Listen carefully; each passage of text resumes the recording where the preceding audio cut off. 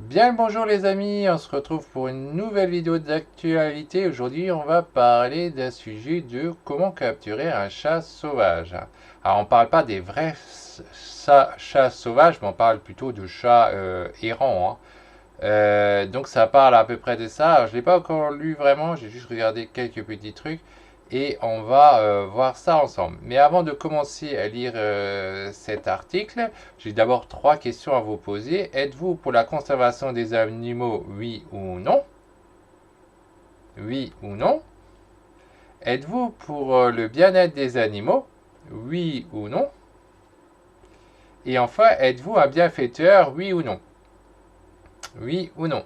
Alors, si vous répondez oui à ces trois questions, dans ce cas-là, je vous invite à me soutenir à ma cagnotte qui a pour objectif d'agrandir mon élevage conservatoire. Vous trouvez le lien dans la description. Il suffit de cliquer dessus et après, vous avez toutes les indications dessus un peu plus claires sur ce pourquoi je vais faire ça.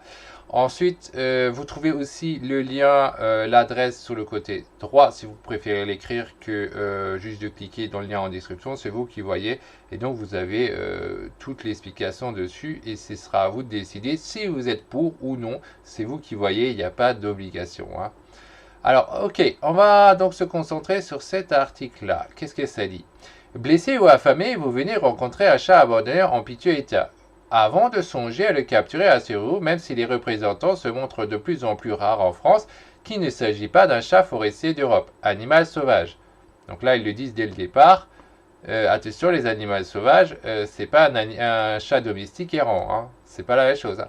La législation française interdit strictement le trapage ou la garde de ces félins. Toutefois, si vous constatez qu'il est blessé, vous pouvez le signaler à une association dédiée à la faune sauvage qui se chargera de sa prise en charge et de sa guérison. Cependant, la gestion des populations félines retournées à la vie sauvage demeure elle aussi très encadrée. Elle vise à réduire les problèmes de santé publique tout en respectant la vie de l'animal. Capturer un chat au statut libre doit donc être motivé. Quelle méthode pour attraper sans dommage un chat errant sans employé? Quel cadre légal suivre pour capturer un chat sauvage? Que devient le chat après capture? Pourquoi capturer un chat sauvage? L'abandon sauvage de félins en ville comme à la campagne génère bien souvent des problèmes de santé publique et entraîne la propagation de maladies aux autres animaux domestiques. Face à la prolifération des chats dans un quartier, 3 à 4 portées comprennent entre 4 et 8 chatons par an. La nécessité de les capturer pour les stériliser n'est pas seulement un enjeu de santé publique, d'autres critères motivent la prise de félins errants dits sauvages. Le contrôle de la population des chats sans propriétaire et devenus sauvages limite les nuisances sonores, les déjections dans les espaces publics et prévient les risques accidentogènes. Rage, leucose, féline, toxoplasmose sont autant de maladies que peuvent contacter ces animaux livrés à eux-mêmes.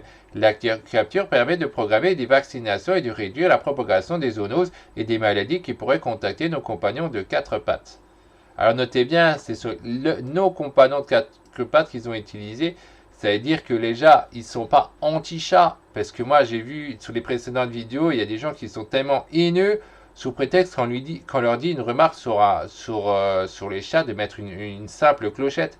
À un moment, là, la personne, elle dit bien nos compagnons, elle n'est pas anti-chat, comme moi, je ne suis pas anti-chat. Au contraire, moi, j'adore les chats. Par contre, il y a des choses qu'il faut faire. C'est juste une question de bon sens, d'éthique, à dire à un moment, quand ils sont nuisibles, il faut trouver le juste milieu. On ne peut pas laisser des chats errants se promener dans la nature et même des chats que vous avez ne devraient pas se promener dans la nature du tout. Ils devraient avoir un espace dédié à eux. Lisons la suite de cet article. Même si nous ne connaissons pas le chiffre exact de la prédation des chats sauvages, nous savons que les félins chassent et capturent près de 200 espèces d'animaux, principalement des souris, des mulots, mais aussi des oiseaux. Un chat domestique ayant conservé tous ses instincts de prédateur peut prélever jusqu'à 20 proies par jour. C'est quand même énorme, hein? 20 proies par jour. Sans doute le chat sauvage en prélève-t-il plus pour assurer sa survie. Le piégeage et la stérilisation de ces individus sauvages permet de limiter la prédation de l'ensemble d'un groupe de chats abandonnés sur le territoire qu'ils ont colonisé. Et ça, c'est juste du bon sens à comprendre, hein. Après, moi, je ne suis pas spécialement pour aller jusqu'à la stérilisation. Moi, j'ai d'autres visions des choses. Mais en tout cas, déjà, les enlever de la nature, c'est déjà bien. Mais après, moi, je serais aussi plus radical que ça, que par les stérilisations. La stérilisation, je pense que c'est de la maltraitance. Et moi, je vois plutôt la vision nature. sans vouloir aller plus loin, moi je pense comment la nature elle fonctionne. Suivons la suite. Dans certains cas et avec l'aide des associations et refuges, la capture de chats sauvages permet de replacer l'animal dans un foyer. Les bénévoles s'assurent que le chat peut être socialisé et l'habituent à la présence humaine puis les préparent à la vie dans un foyer. Pour de nombreux chats retournés à la vie sauvage ou nés dans une mer non stérilisée revenus à l'état naturel, bien souvent l'adaptation ne sera pas possible. Méthode de capture. Ok, alors comment on les attrape? Afin d'imiter l'augmentation de la population des chats errants ou parce qu'un animal est en mauvaise santé, les associations avec l'autorisation du maire de la commune vont procéder à la capture d'un ou plusieurs chats errants. Si vous souhaitez capturer un chat arrêt, blessé ou maladie pour le remettre à une association qui se chargera de le soigner, mieux vaut prévoir quelle soit la méthode. Une paire de gants de protection, du câble, de la nourriture et de la patience. Comprendre le langage félin avant tout. Sauvetage ou domestique, le chat exprime ses émotions par différentes postures et aptitudes qu'il est bon de connaître si vous souhaitez procéder à sa capture. Pour ne pas terroriser l'animal, outre mesure, ne faites pas de mouvements brusques lorsque vous en approchez. Respectez une distance de sécurité et évitez le contact visuel surtout qui sera le plus souvent ressenti par le chat comme une agression. Le chat stressé ou effrayé va hérisser son poil et présenter une queue gonflée, miauler de manière inamicale et feuler, cracher si vous l'approchez. Laissez des traces de coussinets humides lorsqu'il tourne en rond dans son abri à votre approche. Si le chat se montre autant menacé, reculez et abaissez-vous à sa hauteur. La position debout peut être perçue comme une menace par l'animal qui vous voit davantage comme un prédateur. Dans tous les cas, ne tentez pas de l'attraper à main nue. En plus de provoquer un stress intense pour l'animal, vous risquez également griffures et blessures. Mieux vaut attraper un chat avec de la nourriture et des pièges conçus pour le capturer en douceur. Choisir la cage trappe pour attraper un chat. Afin d'attraper un chat sauvage, faire procéder à sa stérilisation et s'assurer de sa bonne santé, il est possible de contacter une association. Certains fournissent une cage trappe et vous renseignent sur les pas à pas, ils vous renseignent pas à mettre en place pour capturer le félin. Arrêtez l'animal avant de le placer la trace. Thon, poulet, croquettes, le chat associera votre présence à un moment agréable. Choisir un emplacement calme avec un sol lisse et pour que le piège ne se déclenche pas inopinément. Assurez-vous que le lieu choisi est régulièrement visité et occupé par le chat. Dans un premier temps, assurez-vous que le cage-trappe est stable et que le mécanisme de fermeture fonctionne correctement. Installez définitivement la cage, bloquez le mécanisme de fermeture et proposez un mets délicieux devant la cage. Observez de loin et attendez sans bruit que l'animal s'approche et déguste la nourriture. Chaque jour, reculez un peu plus vers le fond de la cage le morceau de thon ou de poulet proposé. Soyez patient, certains animaux se montreront plus méfiants. Lorsque le chat ne craint plus de se nourrir au fond de la cage, débloquez les mécanismes de fermeture. Prévoyez une couverture pour recouvrir la cage lorsque vous aurez piégé le chat. Il sera ainsi moins stressé parce qu'il considère à coup comme à mésaventure. Voilà. Ensuite, qu'est-ce qu'il est dit? Capture manuelle avec filet. Bon. Les gants sont indispensables pour tester cette méthode. Veillez à vous entraîner auparavant avec les filets avant de tenter de la capturer. Vous n'aurez pas de seconde chance si vous ratez la première fois. Cette approche peut fonctionner si le chat ne se montre pas trop heureux pour l'être humain et tolère votre présence. Prévoyez une caisse de transport le jour de la capture pour y glisser un petit protégé et une couverture placée sur la cage.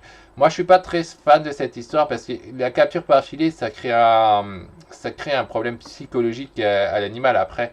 Une fois que vous l'avez attrapé avec le filet, il va pas apprécier ça. Or que la capture là avec la cage trap, c'est pas un problème. Hein. On fait ça au fur et à mesure.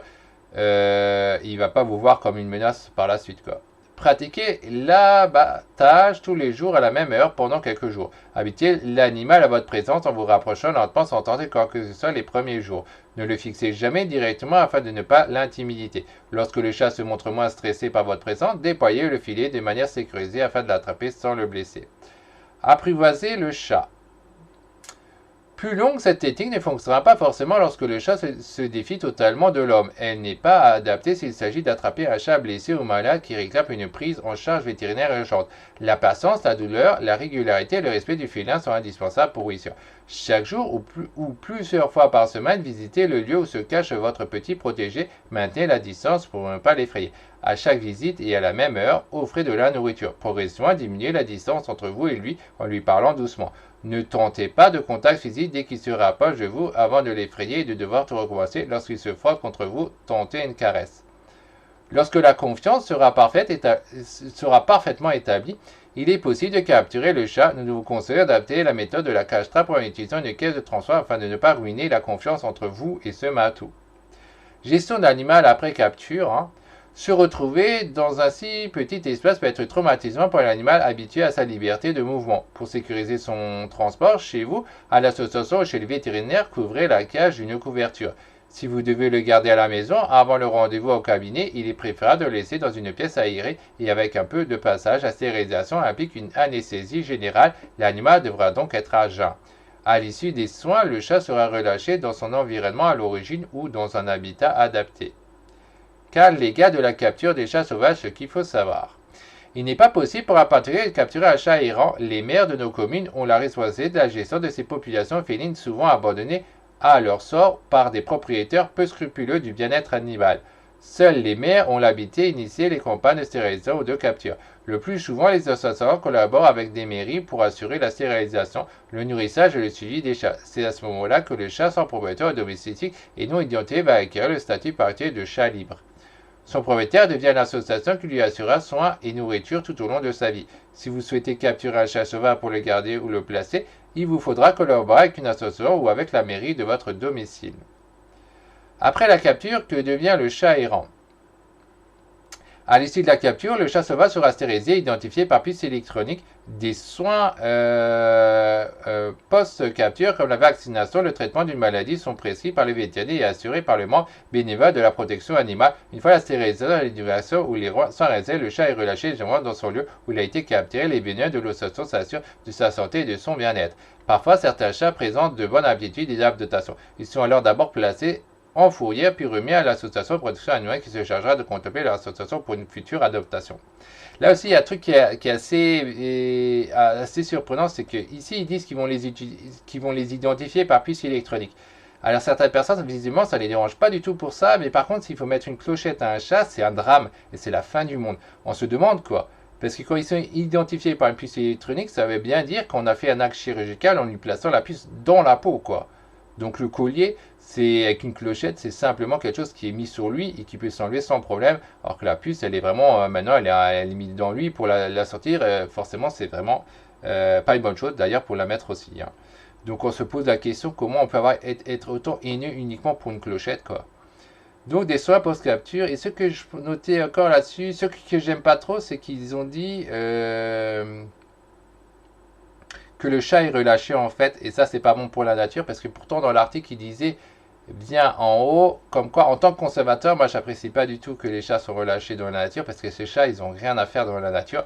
Le chat sauvage, le vrai chat sauvage européen, oui, c'est un chat sauvage, comme on dit, mais les chats domestiques qui sont errants, ils n'ont rien à faire dans la nature. Et là, il l'avait marqué comme quoi ça tue tant et tant d'animaux en étant dans la nature, entre les souris, les oiseaux, les mulots, etc. Et donc, ça cause des problèmes. C'est anti-conservatoire de laisser ces chats se promener dans la nature. Donc, voilà pour cet article. Donc, encore une fois, je vous invite à participer à ma cagnotte pour m'aider à la conservation des animaux. Alors, bon, moi, je ne fais pas de capture de chats, on ne peut pas tout faire. Mais moi, je m'occupe de sauver certains animaux exotiques qui sont dans des situations très, très graves et qui risquent de s'éteindre si on s'en occupe pas. Donc voilà, je compte sur vous. Le lien il est en description pour pouvoir faire le don que vous avez envie. Vous faites comme vous voulez. Allez, bye bye les amis, à la prochaine.